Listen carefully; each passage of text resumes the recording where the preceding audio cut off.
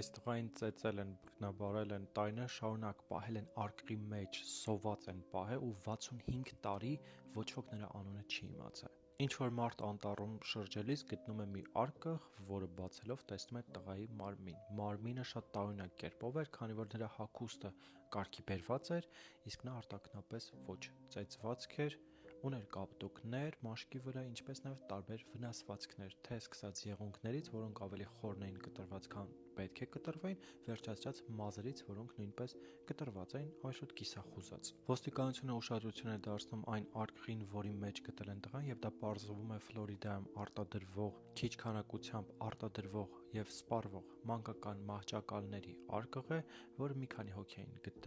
որը մի քանի հոգի էին գնել, սակայն հարցաքննությունների արդյունքում ոչ ոք կապ չի ունենում տղայի հետ։ Ոստիկանները չեն մոռանում դեպքի մասին, տարիներ են անցնում, նրան թաղում են իհարկե տղային ու անունը գրում են տղա, ում գտել են արկղի մեջ։ Այսպիսով 65 տարի շարունակ ոչ ոք համարյա չգիտեր, թե ով է այդ տղան, սակայն մի քանի տարի անց, երբ որ տղային թաղում են, ներկայանում է մի աղջիկ, ով պատմում է, որ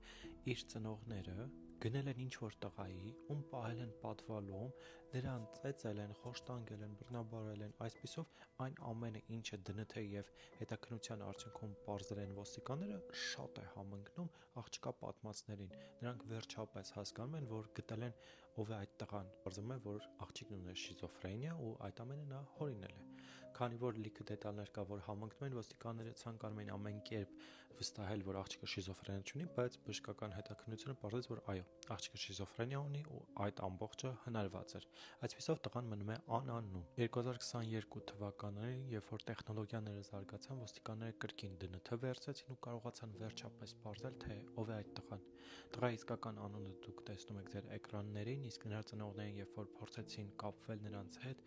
արդեն նրանք մահացել էին ու մինչ օրս պարզ չի, թե ինչպես է այդ տղան հայտնվել արկղի մեջ։ Ճիշտ է, բոլորը կարծում են, որ աղջկա պատմածներն է ճիշտ, բայց դա հերկվել է, որտեղ նա շիզոֆրենիա ուներ։ Մեկնաբանությունում կխնդրեմ գրեք ձեր կարծիքը, իսկ ես ասեմ, որ տղային հանեցին ու թաղեցին իր ծնողների կողքին, նրա քարի վրա փորագրելով իր իսկական անուն հասկանունը։